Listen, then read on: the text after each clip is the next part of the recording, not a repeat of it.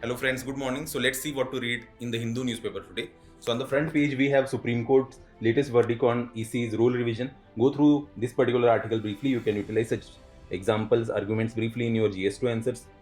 From the perspective of sports, particularly prelims, this particular news is important. Note down the achievement in chess. You can get a prelims question on that. On the editorial page, we have this particular analysis from the perspective of GS2, health important, Ayush practitioners, culture at risk. Another important article from the perspective of, again, particularly crowd management, GS2, GS4 to certain extent, lessons from the past, Chola legacy and its analysis. That particular article is important from the perspective of GS1, art and culture. On page 7 now we have antitrust regulation and the analysis regarding that, important from the perspective of GS3, economy regulation part, justice on hold.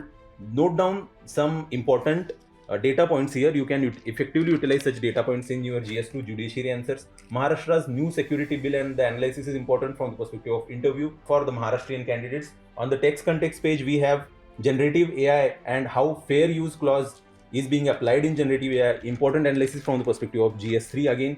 From the perspective of economy, what exactly is a breach of privilege? Important to know from the perspective of prelims on page 10. On page 12, we have Nisar satellite related update. Go through this particular article briefly. GS3 space economy, India Japan relation, another important article from the perspective of GS2 IR, procedure to redress chemically contaminated sites, important from the perspective of addressing chemical pollution in GS3. On page 13 we have industrial growth related update. Go through that particular article briefly as well. On the world page we have Thailand, Cambodia agreeing to ceasefire, and another important article about China offering subsidies to boost birth rate. Both these important articles from the perspective of, say, GS2 IR. Effectively, you can utilize Chinese example in society as well from the perspective of population.